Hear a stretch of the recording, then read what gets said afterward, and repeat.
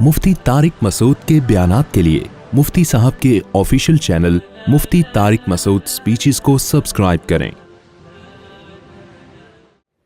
लेकिन एक नज़रिया वो है जो कुरान बयान करता है, अम खुलिकू मिन गैरि शैइन अम हुमुल खालिकून। अल्लाह कहता है कैसे डार्विन की बातों पे यकीन कर लिया, भला कोई खुद भी बन सकता है? आज तक कभी ऐसा हुआ कोई चीज़ बनी? आप लोग बिल्डर बैठे हुए हैं, कभी खुद से कोई बिल्डिंग वजूद में आ गई धमाके से?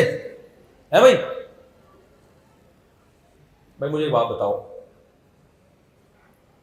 कराची में अल्लाह ना करे धमाका हुआ, खड़ी हुई बिल्डिंग थी तबाह बर्बाद हो गई, बिल्डिंग की ऐसी की तैसी हो।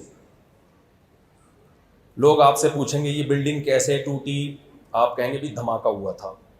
कराची भी है, बिल्डिंग भी है, धमाके भी, तो बिल्कुल आपस में मैचिंग हो रही है ना, इन तीनों चीज़ों का जोड़ बनता है, मान लिया जाएगा।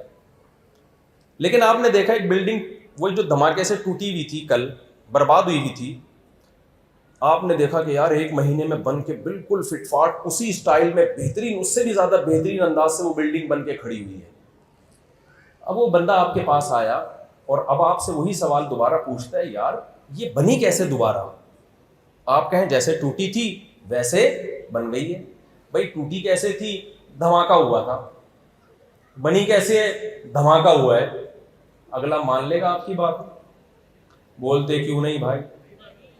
आप बोलोगे यार लगता है धमाका इतनी जोर का हुआ है कि तेरी खोपड़ी ऊपर से हिल गई है।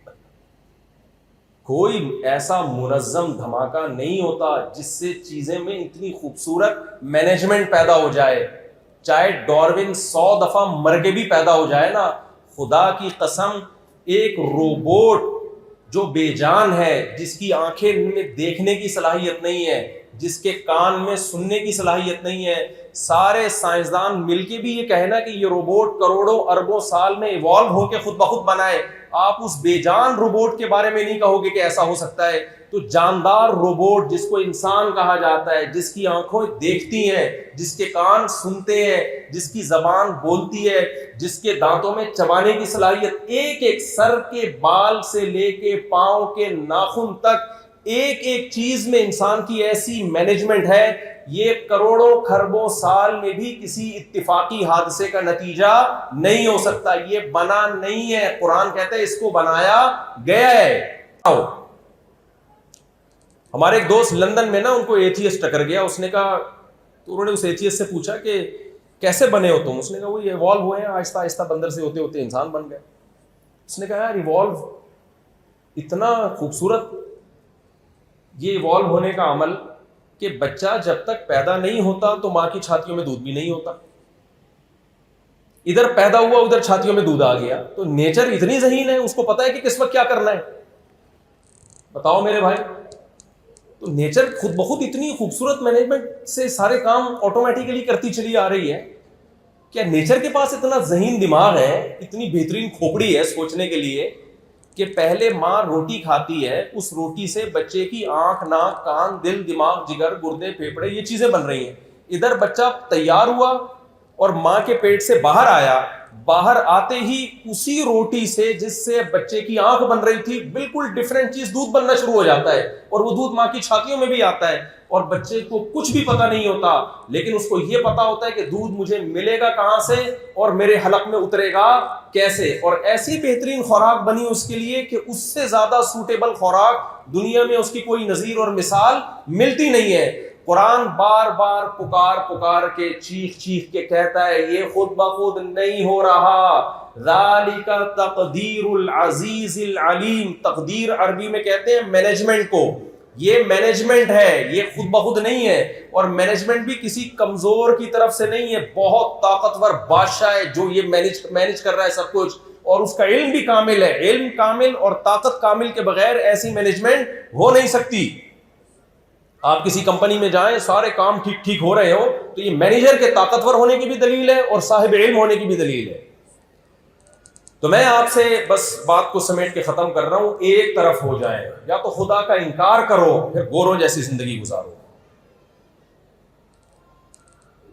हमारी जो यंग जनरेशन है ना, इसको पता ही नहीं है कि हम हैं किधर को, اور اگر خدا کا انکار نہیں کر سکتے اور واقعی نہیں ہو سکتا، کس چیز کی تعویل کرو گے؟ ایک ملحد ہے ہمارے جاننے والوں میں، ایتھیسٹ ہے، صبح شام ڈورمنٹ چیختا رہتا ہے بیٹھے. میں نے اس سے کہا، میں نے اس کو ایک جنگل کی ڈاکومنٹری بھیجی. اس میں کیا ہے، مرغی کے چھوٹے چھوٹے چوزے ہیں، ایک بہت بڑی چیل حملہ کرتی ہے ان چوزوں کو پکڑنے کے لیے. مرغی اپنی جان پہ کھیل کے اس چیل سے لڑتی ہے. میں نے کہا کیا یہ ایوالو ہونے کا نتیجہ ہے کہ اس کے دل میں اپنے بچوں کی اتنی محبت کہ اپنی جان قربان کرنے کا جذبہ ہے، اپنے بچوں کو ضائع ہونے سے بچا رہی ہے. یہ آٹومیٹیکلی کون سے انسٹیٹیوٹ میں اس نے سیکھا ہے، کون سے ادارے میں اس کو یہ ٹریننگ دی گئی ہے کہ بچوں کی ایسی تربیت کی جاتی ہے، اس کے دماغ میں ایسے ہارمونز کس نے پیدا کر دیے. اور ہم دیکھتے ہیں اس کائنات میں ایسی مینجمنٹ ہے، جس جانور کا گروتھ ریشو بہت زیادہ ہے اس کے دل میں اللہ نے ماں کی ممتا ختم کر دی ہے، اور جس جانور کا گروتھ ریشو بہت کم ہے ان کی ماؤں کے دلوں میں ممتا اتنی ہی زیادہ ہے. سانپ کتنے انڈے دیتا ہے؟ ہزاروں. کھا جاتا ہے کیوں؟ سانپنی جو ہے اس کی مادہ، کیونکہ اگر وہ بچے نا تو زمین پہ قدم رکھنا ممکن نہیں رہے. تو ایسی خوبصورت مینجمنٹ جو اس کائنات میں ہے، یہ کسی طاقتور بادشاہ کے بغیر ممکن نہیں ہے. مختصر کیا. اچھا، یہ جو میں نے ابھی بیان سے پہلے کہا نا کہ اس تقریب کا مقصد مجھے معلوم نہیں، تو پرچی میں لکھ کے انہوں نے مقصد بتایا، وہ میں پڑھ کے سنا دیتا ہوں. ٹھیک ہے. کہتے جی آج کی یہ تقریب آغاز ہے جناب شاہد صاحب کے 2 صاحبزادے یعنی عمر شاہد اور زہیر شاہد، ان کی شادی کا آغاز ہے. اس کا مطلب مجھے معلوم نہیں، شادی کا آغاز کا مطلب کیا ہوتا ہے؟ شادی ہو رہی ہے یا نہیں ہو رہی ہے؟ بتائیں کب ہو رہی ہے؟ آج ہے؟ اچھا ابھی اسٹارٹنگ ہے شادی، اسٹارٹنگ. آپ اس کی وضاحت فرما دیں. آغاز ہو رہا ہے شادی کا تو جی اچھا بیان سے آغاز کیا، ایک اچھی بات ہے ماشاءاللہ کہ ایک دینی بیان سے انہوں نے آغاز کیا. اللہ تعالیٰ برکت دے جی، خوشیاں دے. گوروں کے پاس ایسا آپشن نہیں ہے، سمجھ رہے ہیں؟ ان کے نہیں ہوتا کہ آج میرے بیٹے کی شادی کا آغاز ہے یا اختتام ہے. ان کے سب سیٹ اپ برباد، ایسی کی تیسی ہو گئی. ان لوگوں کی سوسائٹی کا ایک باہر کا رخ ہے جو بہت خوبصورت ہے، ایک اندر کی زندگی ہے جو انتہائی بھیانک ہے. ایک باہر کا ہے نا، ایک بہت خوبصورت صاف ستھری روڈیں، thank you, how are you, fine, nice to meet you, یہ بہت اچھا لگے گا. یہ آپ کو یہاں نہیں ملے گا. یہاں گالی سے بات شروع ہوتی ہے اور بیچ میں بھی احتیاطاً گالی اور آخر میں بھی چماٹوں پہ ختم ہوتی ہے. یہاں پہ ٹھیک ہے نا، یہاں پہ تبے پہ ختم ہوتی ہے. اور باہر جو ہے جو آپ کو نظر آ رہا ہے. لیکن خدا کی قسم ایک رخ ہے تصویر کا جو ہم دیکھتے ہیں، تو دوسرا رخ بہت بھیانک ہے. آپ ان کی اندر کی زندگی دیکھو، شراب پی کے پڑے ہوئے ہوتے ہیں، کوئی ریلیشن ہی نہیں ہے، نہ خدا سے ریلیشن، نہ آپس میں ریلیشن. بس گورنمنٹ سے ریلیشن ہوتا ہے، ان کا ٹیکس دیتے ہیں اور گورنمنٹ ان کو پالتی ہے. آپس کا تو ریلیشن رہا ہی نہیں ہے. انسان دیکھو، ایک بات خوب اچھی طرح سمجھو. میں نے بیان تو 5-10 منٹ کرنا تھا، لیکن اب یہ بھی مجھے لا کے پش کر دیں کہ تھوڑا بیان کو آپ لمبا کر دیں. میں تو اتنا زیادہ لمبا نہیں کھینچوں گا، انشاءاللہ مختصر کروں گا. تو دیکھیں، ایک بات خوب اچھی طرح سمجھ لیں کہ انسان کتنی ہی ترقی کر لے، فطرت سے کا کوئی آلٹرنیٹ اللہ نے رکھا نہیں ہے. میں ایک مثال سے بات سمجھاتا ہوں. دیکھیں، ہم نے اتنی ترقی کر لی، روٹی آج بھی ہمیں چبا کے ہی کھانی ہے، دانتوں سے گرینڈ کر کے نہیں کھاتے ہم. اب کوئی ڈاکٹر کہے کہ ہزاروں سال پہلے انسان روٹی اور گوشت کو دانتوں سے چبا چبا کے کھاتا تھا، اب اتنی ترقی کر لی ہے، اب ٹائم ویسٹ کرنے کے بجائے روٹی، سالن، شوربے کو ڈالو گرائنڈر مشین میں اور پانی ملاؤ اور جوس بنا کے پی لو، ٹائم بچے گا. یہ مشینیں ٹائم بچانے کے لیے ایجاد ہوئی ہیں. تو کوئی عقل کی بات ہوگی ہے؟ بولے بھائی دانت اللہ نے پیدا کس کے لیے کیے ہیں؟ چبانے کے لیے کیے ہیں. چبا کے جو چیز کھائیں گے، خاص ایک پروسیس کے تحت جب وہ معدے میں جائے گی تو پھر پورا فائدہ پہنچائے گی. جوس بنا کے پینا شروع کر دیں گے تو زیادہ فائدہ نہیں ہوگا، بلکہ ہو سکتا ہے نقصان ہونا شروع ہو جائے. سائنس نے کتنی ترقی کر لی، تو کیا اس کا یہ مطلب ہے ہم ٹانگیں چلنے کے لیے استعمال کرنا چھوڑ دیں؟ سواریاں ایجاد ہو گئی، جہاز ہے، ٹرین ہے. آج بھی ڈاکٹر کہتے ہیں بھائی آپ کو جاگنگ کرنا پڑے گی, واکنگ کرنا پڑے گی, اس لیے کہ یہ ٹانگیں اللہ نے چلنے کے لیے پیدا کی ہیں.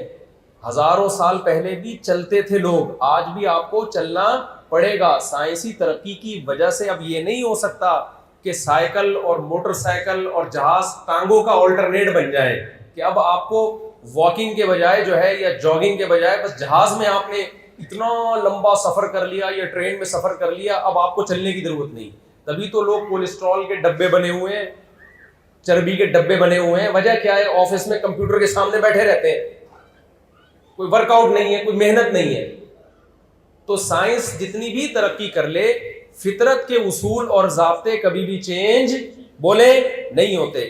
تو خوب یہ بات اچھی طرح سمجھ لیں, جیسے انسان کو جسمانی طور پر فٹ رہنے کے لیے نیچر ہی پہ چلنا پڑے گا, فطرت سے بغاوت کرنے کی اجازت نہیں ہے, اسی طرح مینٹلی اس کو صحت مند رہنے کے لیے بھی نیچرل لائف میں ہی آنا پڑے گا. وہ مصنوعی زندگی سے ذہنی سکون حاصل نہیں کر سکتا.